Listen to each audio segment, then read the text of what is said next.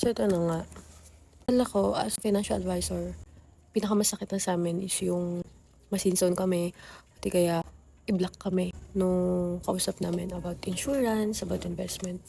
Pero yung one thing na sobrang nagpaiyak sa'kin is yung time na nag-financial planning kami sa isang company last year, August yun. Tapos, sobrang excited ako na ma-help yung mga employees na yun. Then, nag-follow up ako. But still, syempre, daming priorities ng owners and also ng mga employees that time. Tapos, ilang months ako nag-follow up. Parang sabi ko, sige, baka hindi pa right timing. And pinagpipray ko talaga sila. Kasi, I know and I believe na sobrang kailangan nila nung insurance. Kailangan ng family nila.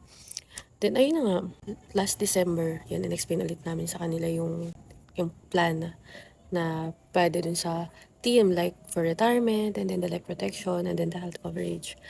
Then, excited silang lahat. As in, sabi nila, sige G, nagulat ako na biglang nag-story yung owner na meron siyang employee na namatay. Tapos New Year pa yun. Sobrang nagulat talaga kami nung husband ko. And naiyak talaga ako that time. Kasi yung taong yun, siya yung unang tao na ginawa namin ng proposal. At siya din yung taong sobrang excited na magkaroon ng insurance. Kaya yun, simula nun, mas lalo kaming nagkaroon ng reason na mag-follow up, na mag-continue dito sa ginagawa namin. Kasi yung family, nung nawala na yun, is hinihingian ng malaking budget yung owner ng company.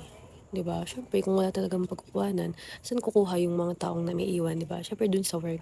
Like, dun sila asa na meron silang makukuha. So yun, lesson learned for me and for my co-financial advisor na alam kong nakakapagod, alam kong nakakasuko yung mga time na parang paulit-ulit tayong nare-reject, nasisison. But still, let's focus on our mission. Maraming Filipino pa ang hindi aware sa importance ng insurance, sa importance ng pag-start ng retirement.